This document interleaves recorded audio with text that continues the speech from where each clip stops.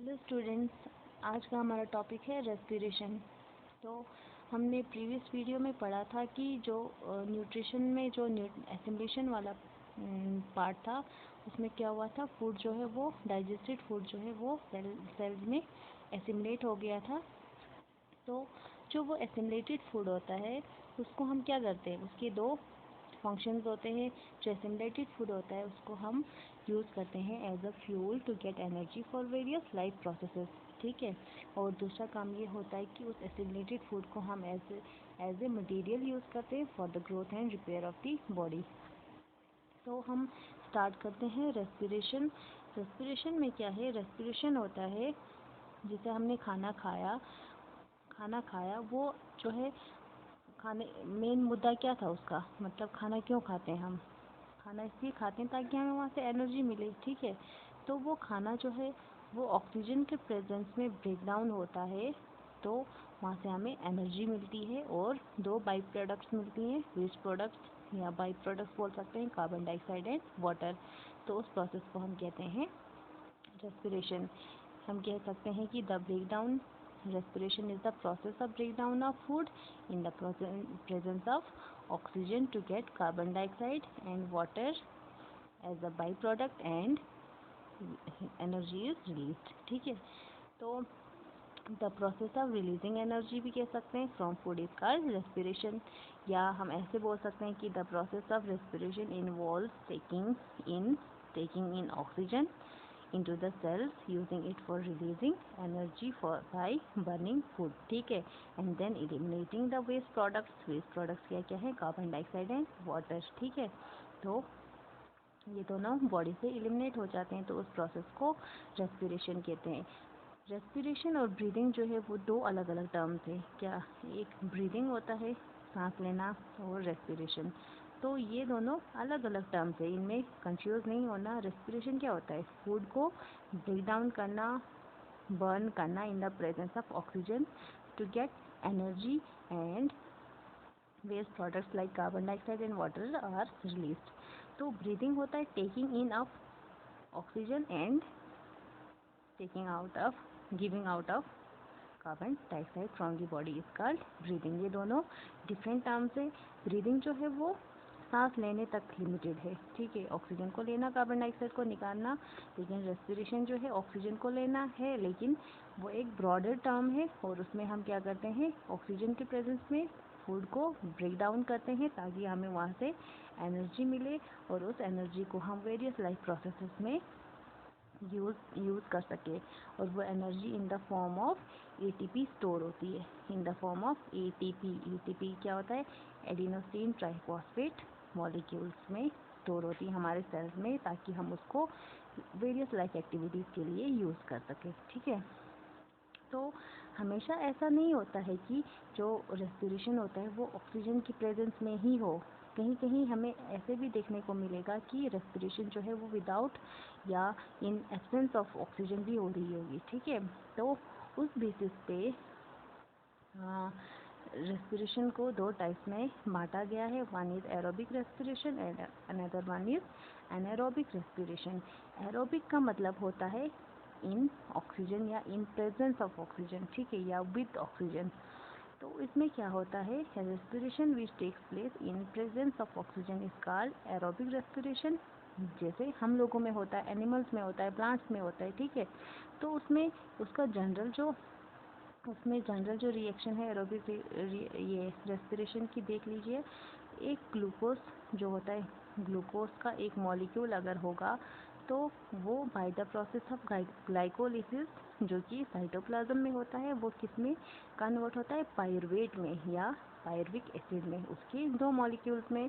और वो क्या करता है, पायरुविक एसिड जो होता है वो क्रेब्स साइकिल से ऑक्सीजन की प्रेजेंस में जो माइटोकॉन्ड्रिया में होता है, और वो 6 molecules of carbon dioxide plus 6 molecules of water plus 38 ATP generate होती है। क्या, 38 एटीपी, ये आपने याद रखना है कि एरोबिक रेस्पिरेशन में 38 एटीपी रिलीज होती है, ठीक है। एटीपी मतलब एडिनोसिन ट्राइफॉस्फेट मॉलिक्यूल। ये एटीपी क्या है, एनर्जी है और कुछ नहीं है, ये एनर्जी है। तो यहाँ पे इतना ये रिलीज हुआ, कार्बन डाइऑक्साइड वाटर निकल गया, ठीक है। ये माइटोकॉन्ड्रिया में होता है और ये प्रोसेस जो है वो साइटोप्लाज्म में होता है। तो सेकंड है एनारोबिक रेस्पिरेशन। इसमें क्या होता है, ग्लूकोज का जो एक मॉलिक्यूल होता है, एनारोबिक होता क्या है, विदाउट ऑक्सीजन, ठीक है। वो respiration which takes place in the absence of oxygen is called anaerobic respiration. ये कुछ माइक्रोब्स में होता है, जैसे बैक्टीरिया है, ईस्ट है, इनमें होता है, ठीक है। ग्लूकोज का एक मॉलिक्यूल इसमें क्या होता है, ग्लाइकोलिसिस, जो कि साइटोप्लाज्म में होता है। ये सेम पायरुवेट या पायरुविक एसिड की दो मॉलिक्यूल्स में कन्वर्ट होता है, लेकिन यहाँ ऊपर किसमें होता था, इन प्रेजेंस ऑफ ऑक्सीजन, लेकिन यहाँ क्या होता है, इन एब्सेंस ऑफ ऑक्सीजन होता है। और या हम बोल सकते हैं यीस्ट, वो फर्मेंटेशन होती है, जिससे हम अल्कोहल वगैरह बनाते हैं, उसमें यही प्रोसेस होता है। ये किस में कन्वर्ट होता है, इथेनॉल में। इथेनॉल का फॉर्मूला है C2H5OH, 2 molecules of ethanol plus carbon dioxide release होता है, और वहाँ पे 2 ATP रिलीज होता है। ऊपर कितना होता था, 38 ATP, यहाँ पे 2 ATP मॉलिक्यूल्स एनर्जी निकलती है यहाँ पे, ठीक है। तो हम कह सकते हैं कि एरोबिक रेस्पिरेशन में ज़्यादा एनर्जी मिलती है हमें, और एनारोबिक रेस्पिरेशन से हमें कम एनर्जी मिलती है, ठीक है। पता चला इतना। तो ये एक इम्पॉर्टेंट पॉइंट है रेस्पिरेशन के रिगार्डिंग। तो देखिए, sometimes anaerobic respiration takes place in our muscles during vigorous physical exercise when oxygen gets used up faster in the muscle cells than can be supplied by the blood। तो कभी कभी हमारे muscles में आप देखते होंगे, जब हम विगरस एक्सरसाइज ज़्यादा करते हैं या कहीं दूर से चल के आते हैं, तो क्या होता है, हमारी टांगों में दर्द होता है। वो क्यों होता है, क्योंकि देखिए, जो हमारा ब्लड होता है वो क्या करता है, ऑक्सीजन को सप्लाई करता है वेरियस बॉडी पार्ट्स में, ठीक है। तो जब हम ज़्यादा एक्सरसाइज करते हैं या चल के आते हैं, तो उस टाइम पे क्या होता है, हमें ज़्यादा एनर्जी, ज़्यादा ऑक्सीजन यूज़ अप हो जाता है, ज़्यादा ऑक्सीजन यूज़ अप हो जाता है। जितना ब्लड जो है हमारे सेल्स तक पहुंचा पाता है, उससे कहीं जल्दी हम ऑक्सीजन को यूज़ कर पाते हैं, और उस टाइम पे एनारोबिक रेस्पिरेशन हमारे मसल्स में होती है।